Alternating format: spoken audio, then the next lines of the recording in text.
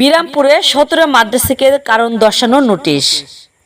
দিনাজপুর থেকে আমাদের প্রতিনিধি S M Masud Rana, desk report. সদ্য ঘোষিত দাখিল পরীক্ষায় 50 ভাগের নিচে পাশ করা দিনাজপুর জেলার বিরামপুর উপজেলার 17টি মাদ্রাসাকে ফলাফল বিপর্যয়ের কারণ দর্শানোর নোটিশ দেওয়া হয়েছে। ঘোষিত ফলাফলে জানা গেছে, বিরামপুর উপজেলায় 22টি মাদ্রাসার ছাত্রছাত্রী এবার দাখিল পরীক্ষায় অংশগ্রহণ করে। এর মধ্যে খয়েরবাড়ি দাখিল মাদ্রাসা থেকে 24 জন পরীক্ষার্থী অংশ নিলেও কেউ পাশ করেনি। পক্ষান্তরে মুকুন্দপুর ফাজিল মাদ্রাসা, কাটলা দাখিল মাদ্রাসা, দক্ষিণ শাহবাজপুর দাখিল মাদ্রাসা, পরিপ্রয়াগপুর দাখিল মাদ্রাসা ও বিরামপুর পৌরসভা দাখিল মাদ্রাসা ব্যতীত অবশিষ্ট 16 মাদ্রাসা থেকে অর্ধেকের কম শিক্ষার্থী পাশ করেছে।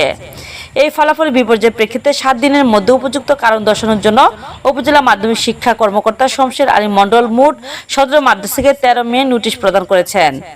উপজেলা মাধ্যমিক শিক্ষা কর্মকর্তা শমশের আলী মণ্ডল 17 মাদ্রাসাকে কারণ দর্শানোর নোটিশ প্রদানের সত্যতা নিশ্চিত করেছেন। বিরামপুর উপজেলার মধ্যে নাম্বার 1 দাখিল মাদ্রাসার মধ্যে একটা মাদ্রাসা, যেখানে সচরাচর ভালো রেজাল্ট হতো।